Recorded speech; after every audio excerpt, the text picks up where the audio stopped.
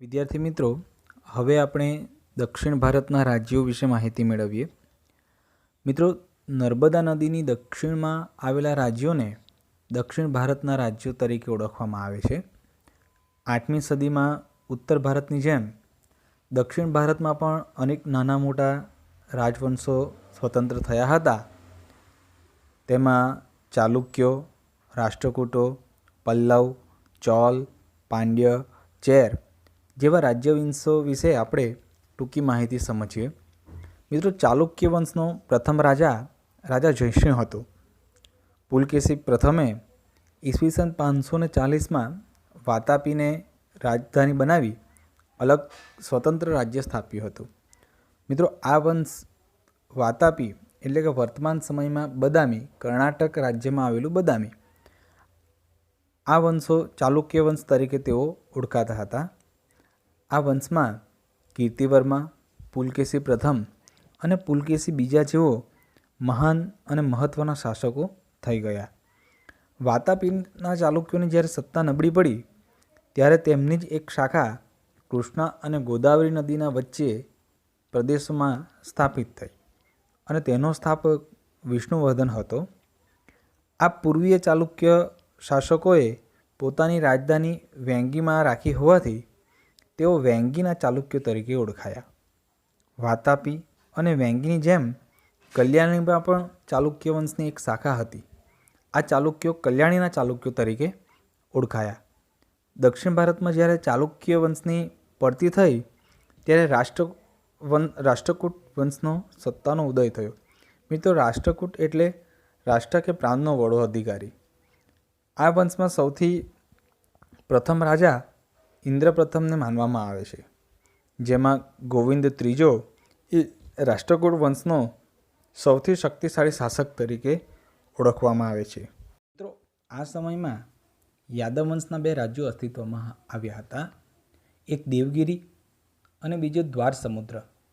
દ્વાર સમુદ્રમાં હોયસલ વંશનું શાસન હતું અને દેવગિરીમાં યાદવોનું શાસન હતું. દ્વાર સમુદ્ર હોયસલોની રાજધાની હતી અને દેવગિરી એટલે કે વર્તમાન સમયનું દૌલતાબાદ એ યાદવોની રાજધાની હતી. મિત્રો, દક્ષિણમાં કલ્યાણી ચાલુક્ય સામ્રાજ્યનું પતન થયા બાદ ત્યાં નવા રાજ્યવંશોનો ઉદય થયો. તેમાં વારંગલના કાકતીય પણ હતા. કૃષ્ણા અને કાવેરી નદી વચ્ચે જે ભૂમિ પ્રદેશ ઉપર જે હતો ત્યાં એમનું રાજ્ય હતું. વારંગલ તેમની રાજધાની હતી. આવો જ એક મહત્ત્વનો વંશ એ પલ્લવ વંશ પણ હતો. આ વંશની સ્થાપના બપ્પદેવે કરી હતી. તેમની રાજધાની કાંચીપુરમમાં હતી. મહેન્દ્રવર્મા પ્રથમ, નરસિંહવર્મા પ્રથમ અને નરસિંહવર્મા બીજો આ વંશના મહત્ત્વના શાસકો હતા. તાંજોર, ત્રિચિનાપલ્લી અને પુદુકોટ્ટઈ જ્યાં આવેલા છે ત્યાં મધ્યકાળમાં ચોલ મંડળનું આ રાજ્ય હતું. તાંજોર તેમની રાજધાની હતી. રાજરાજ પ્રથમ, રાજાધિરાજ પ્રથમ, રાજેન્દ્ર પ્રથમ ચોલ વંશના મહત્ત્વના શાસકો હતા. દક્ષિણનું આવું એક પ્રાચીન રાજ્ય પાંડ્ય પણ હતું. પાંડ્યનું રાજ્ય નાનું હતું પણ વેપાર માટેનું તેઓ મોટું મથક તે ગણાતું. આ સમયે તમિલથી અલગ થયેલો એક ભાગ પર ચેર વંશના શાસકોનું શાસન હતું. ચેરનું બીજું નામ કેરળ અથવા તો મલયાલમ છે. અયન ચેર વંશનો પ્રથમ શાસક હતો અને સેતુંગવન ચેર શાસકોમાં સર્વશ્રેષ્ઠ શાસક ગણાતો હતો. વિદ્યાર્થી મિત્રો, હવે આપણે રાજપૂત યુગની શાસન વ્યવસ્થા વિશે સમજીશું. મિત્રો, રાજપૂત યુગમાં વિવિધ રાજ્યવંશોનું શાસન હતું અને એ સમયમાં શાસકો અને રાજ્યવંશોમાં પરિવર્તન આવતું, પરંતુ તેમની જે રાજનૈતિક પરિસ્થિતિ હતી એમાં કોઈ પણ જાતનો ફેરફાર થતો ન હતો.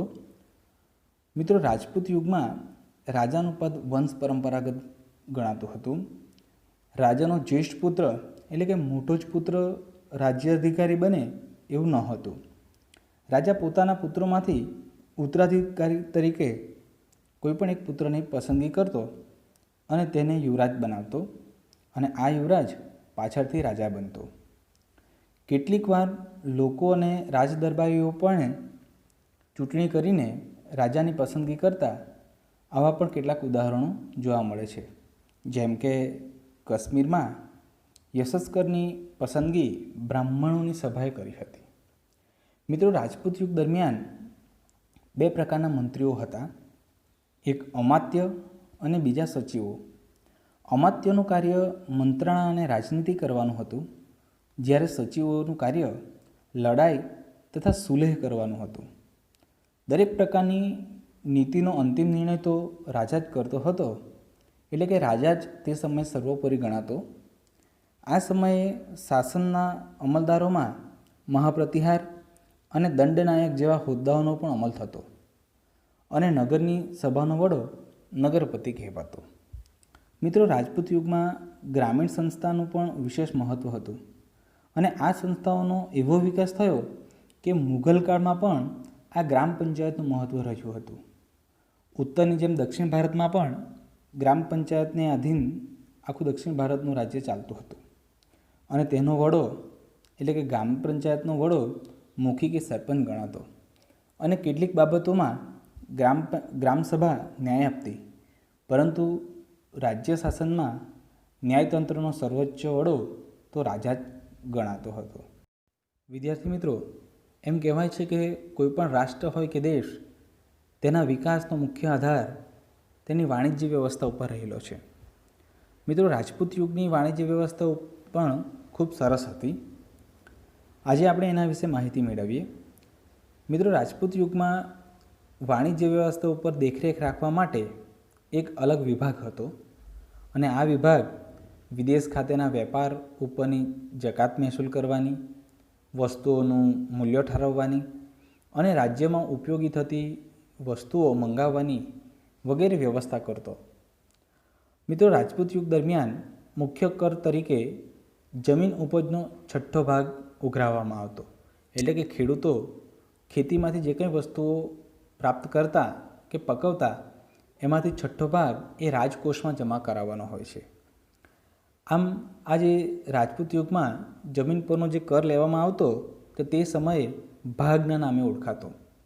મિત્રો, આપ જાણો જ છો કે આજે પણ જમીન ઉપર કર લેવામાં આવે છે. મિત્રો, રાજપૂત યુગ દરમિયાન બંદરો અને નાકા ઉપર પણ તથા સિંચાઈ ઉપર પણ કર ઉઘરાવવામાં આવતો હતો. આ સમય દરમિયાન દરિયાપારના વેપાર માટે આપણા ગુજરાતનું સ્તંભતીર્થ એટલે કે ખંભાત બંદર અને ભૃગુ કચ્છ એટલે કે ભરૂચ બંદર તે સમયે ખૂબ જ જાણીતા હતા. વિદ્યાર્થી મિત્રો, હવે આપણે 8મી થી 12મી સદી દરમિયાન ભારતમાં જે વિદેશી આક્રમણો થયા હતા એની માહિતી મેળવીએ. આ સમય દરમિયાન ભારત પર મુસ્લિમ આક્રમણો ઘણા થયા હતા. 8મી સદી દરમિયાન અરબી સત્તાનો વિસ્તાર કરવા માટે મોહમ્મદ ઇબ્ન કાસિમે ભારતના ઉત્તર પશ્ચિમ ભાગ પર આક્રમણ કર્યું હતું.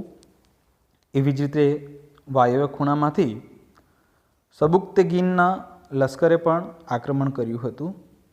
પણ આ આક્રમણો તે સમયે ભારતમાં રાજસત્તા સ્થાપી ન શક્યા હતા.